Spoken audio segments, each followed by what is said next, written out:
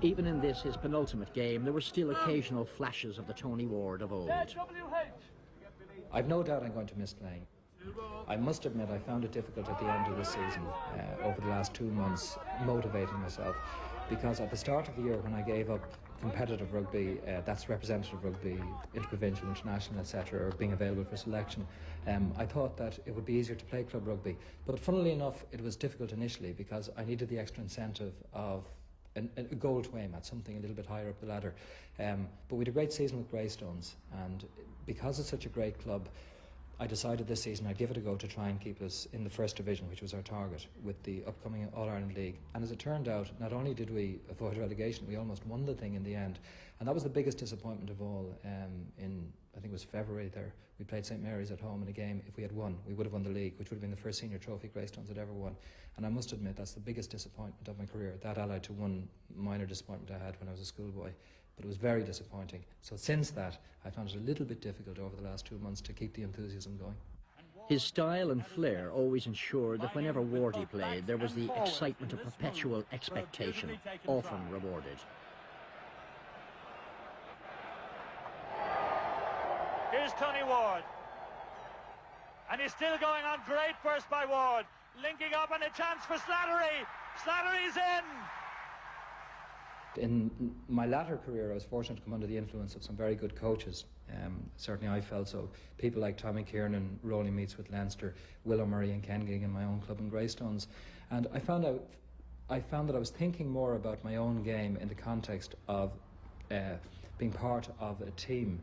Whereas perhaps early on, it wasn't that I thought selfishly, but I didn't think of the game in as much depth, and I tended just literally to play the game as it happened. Now, while that was always one of my strengths, equally, as has been pointed out many times by the media, it was one of my weaknesses, in that oftentimes I would run up blind alleys and not use the ball as properly as it might have been used or as constructively as it might have been at any given time. So I just found myself a little deeper thinking in my attitude to the game, and that's something I wish had happened a little earlier in my career. Born in 1954, school days showed Tony Ward to be a devotee of field games. Today he nurtures skills in the coming generations as a physical education teacher at St Andrew's College in Dublin. I was born in Dublin. It's funny, Colm, people tend to think I'm Limerick born and bred, but I wasn't. I was born in Dublin, Dub through and through. Born in Terranure, lived in Harold's Cross, went to school in St Louis in Rathmines, and then St Mary's College in Rathmines, before I eventually went, when I did my third level education, to Thomond College in Limerick. Were you good at sports? Were you naturally a good sportsman? I was always very interested in sport, and I suppose as a schoolboy I was quite good, although funnily enough it was soccer that I was more outstanding at than rugby. I was a kind of late developer where rugby was concerned, and I think it was the fanaticism through television, seeing Match of the Day and that type of thing, had me interested in soccer. So I was fortunate enough to play for Ireland at schoolboy level, and it was soccer I wanted to pursue as a career. But Wardy did play soccer, if only as a semi-pro, for Shamrock Rovers when he left school. He played against Southampton in the UEFA Cup and also against Tottenham Hotspur in Thomond Park. A teaching job at Limerick College of Physical Education introduced him to Garryowen Rugby Club, then in turn a Munster senior medal, and in 1978 his first cap for Ireland. Altogether he won 19 caps, a Lions jersey, and was twice named European Player of the Year. Then along came Ollie Campbell, leaving Wardy on the subs bench during the Australian tour of 1979. You can't but like Ollie, and that was the hardest part of it, because I mean, even going onto the field, we'd be playing a big game, we'd still be wishing each other the best going on, and you know, it was just one of those things. But it's just unfortunate from my point of view that we came together, because Ollie always tended to win out.